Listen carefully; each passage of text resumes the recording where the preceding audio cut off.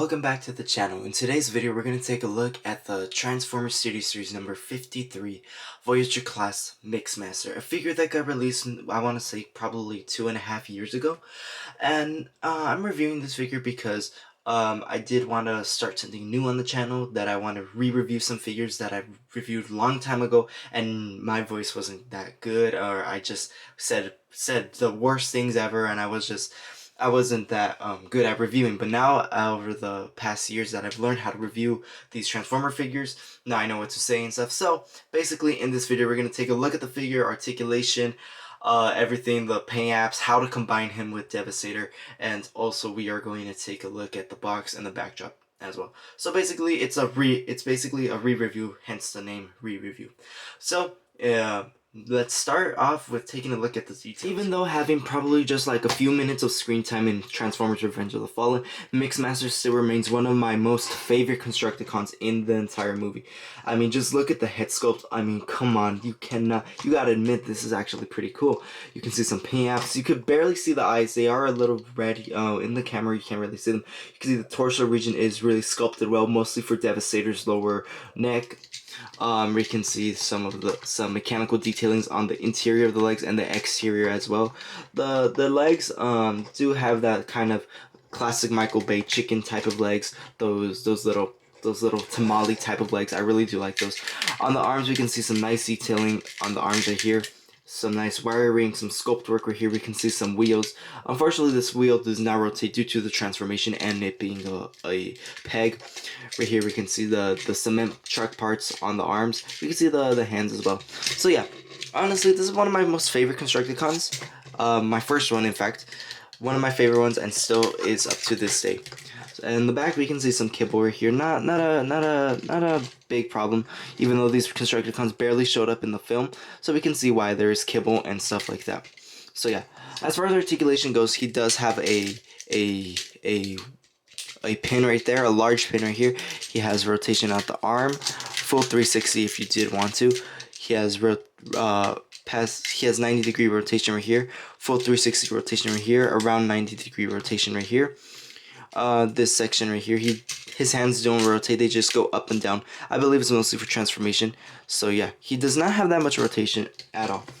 So now let's see how he scales next to other Transformer figures. Here I have him compared next to Constructicon Overload, and we can see that Overload and Mixmaster do share some design similarities, mostly in the arms and the legs. So yeah, if you did purchase Overload, it would be a ginormous version of Mixmaster in red and different design traits. So yeah, we can see Overload and Mixmaster. If we did see them in the film in robot form, both of them, this is probably what they would look like.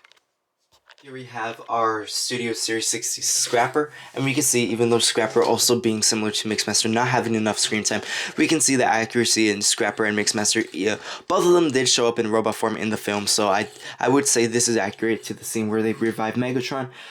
So yeah, I think Scrapper and Mixmaster is accurate to how they appear. I brought in the SS Sentinel Prime right here, so we can see Sentinel Prime and Mixmaster, even though none of they never appear together in any film whatsoever. We can see how a typical Voyager class next to this Constructicon Voyager class. Final comparison, I brought in the Dark of the Moon Optimus Prime and Megatron here for a size comparison.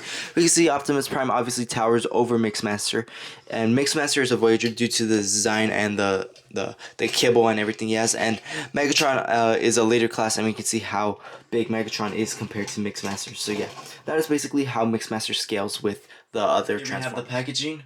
The good old days of Studio Series, honestly. When we had plastic packaging and really great CGI that would just slap bang right there with the blue highlights. I mean, come on. These were the glory days of Studio Series. But I'm not going to claim that much anymore. Here we get a nice CGI render, a closer CGI render of this, number 53. We get some nice product images, his iconic movie scene, his bio. It says, I will read it.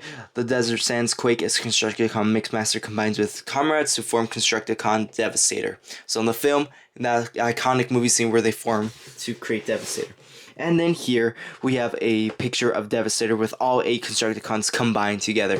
Here we get a picture of Transformers Revenge of the Fallen. So yeah, that was Mixmaster's box. So now that we're done with that, let's see how to transform him into his, what's it called, his mech cement truck and his third alternate form. To transform this guy is pretty simple, pretty straightforward. So, by the way, there was no accessories on this figure whatsoever. But on the Devastator upgrade kit, it did come with this cannon accessory that is compatible with Scrapper and Mixmaster. So I would just demonstrate really quick how to attach that. I'm gonna rotate the arms like this, rotate the legs like this in this bent over crouch position. Do the same thing on the arm right here. Then inside the mouth there is two little circular slots right here, and then these circular ports will in fact go inside like so, like that. Like that, and then now we have Mixmaster in that cannon mode. And honestly, I really do like this cannon mode that he used once in the film before biting the dust by Jetfire. I really do like that we did get this in the upgrade kit. I'm so glad we did. It just makes some really nice iconic movie scenes having this cannon on like this. I don't have to attach any blaster or anything whatsoever. So now let's transform Mixmaster into his cement truck. So the first thing you're gonna have to do is, if you haven't done so already, move the legs all the way down like so. Move this leg all the way down like this. Then you're gonna combine both legs. There's this circular port and that circular slot. Combine them like so. Now we get this feet into this little position. Then you're gonna disengage this piece right here. Then you're gonna unfold these smokestacks right here. And then these two little things that look like bug arms, I recommend you put them lower, on the lower part of his body. Just makes it look nicer. Then you're gonna focus your attention on the arms. You're gonna rotate them like so. You're gonna lift this all the way like that. You're gonna connect the wheel inside there. You're gonna focus your attention on this part of the wheel on this part of the cement cannon right here. And then you're gonna unfold this piece right there, and make sure both pieces do attach like that, and then move the hand up like so. Then after that, you're then gonna move this whole region upward, and then this little hook is gonna peg into that little tab right there, and then just tighten it. And then there are little tabs all around the arm and the legs that will in fact naturally tab in once you connect it. So then you're going to do the same process on the other side. You're going to then connect this, rotate that, pinch this all the way out, make sure this clicks, fold the arm up, fold this, make sure that this tabs into that little slot right there, like that. Once that tabs in, these pieces have to be attached together all like this, and there we have Mixmaster. There we have Mixmaster fully transformed into that really nice cement truck form. And honestly, it really rolls really well. It can roll 360 honestly, but if we just take a look at Mixmaster, I think that this figure has been done really well. Hasbro has done an amazing part for this figure, even though this figure being older than our newer studio series like Ultra Magnus or that the reissue of Grimlock or whatever, all of these new figures that came out, we can see that my bad, Mixmaster still remains one of the best Transformers ever. Just taking a look at the detailing on the front, we can see the Mac logo, we can see the little dog, even the Decepticon insignia right there on the dog itself. Here on the side of the truck, we can see some nice detailing as if this was a real truck. And we can see some nice detail sculpt work right here, as if this was an actual robot in disguise.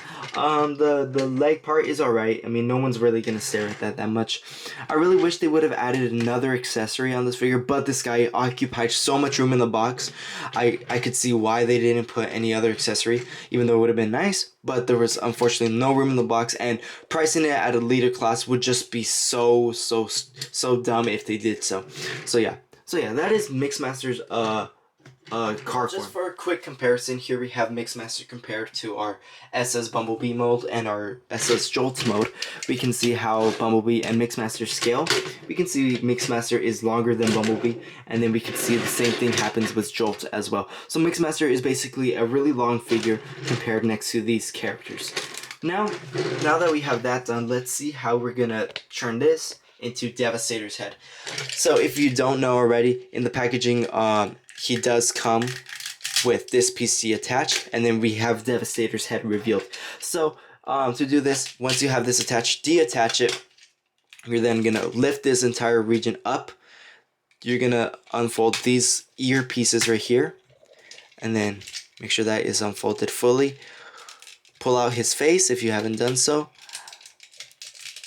like that. Fold out these ear pieces, lower this, connect that, and we have Devastator's head popping out of the truck. Now this piece will work a little later. We're just gonna put it to the side for now. You're then gonna untransform this whole region right here. Untransform this as well. And now, but when we transformed it in vehicle form, the tabs did go into this slot, but now since we are transforming it into the head mode, they are going to go into this bigger slot right here. So they're going to go into this slot right here. You're going to do the same process right here. They're going to pop into that slot. Now that we get this this kind of weird chicken position, then you're going to deattach the legs, if you like how we transformed it. Then they're then gonna peg into these little slots between the wheel. As it is kind of difficult to do, I will not lie, it is difficult to do. You're gonna do the same process on the other side. Sometimes they just won't tab in. And then there is this little tab around the leg and around the wheel that will tab in or something. I do remember that happening in the instructions like that.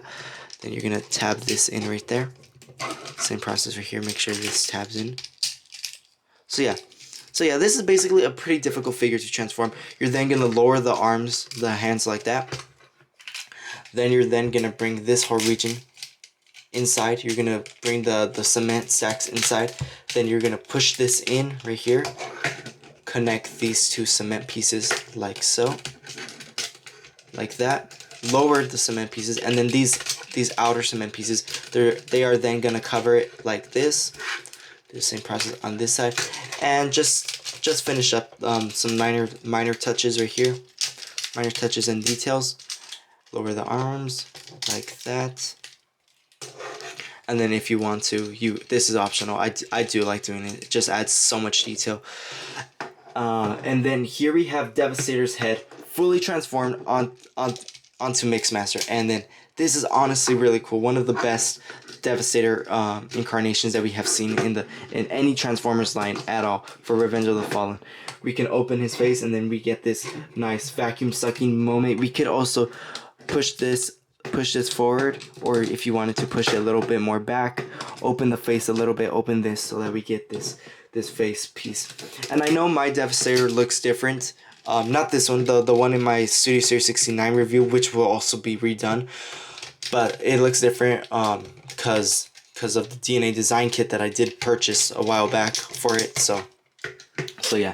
Now this piece. Now remember how I said it's going to be useful. There are two little tabs right here. You're then going to just push them in right here. Boom. We have him fully. This is his fully transformed version. And I think it was done pretty well.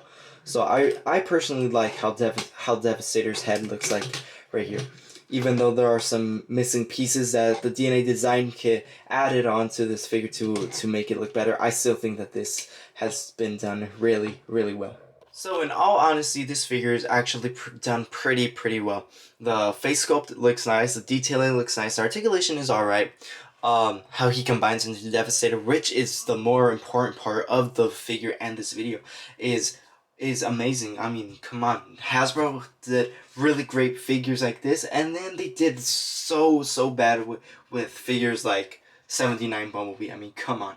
But like, I really do like when Hasbro does things like this, bases stuff off of concept characters. It just brings out a whole new perspective of Transformers and new characters and new opinions and stuff like that. So yeah, this figure was done pretty well. He combines with the other Constructicons, and I will post some more videos of some more re-reviews and how to combine the Constructicons, a more current video of that as well.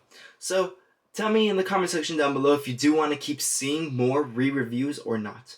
Now, thank you for watching. Please subscribe, leave a comment, and until my next review, I'll see you all then. Thank you for watching.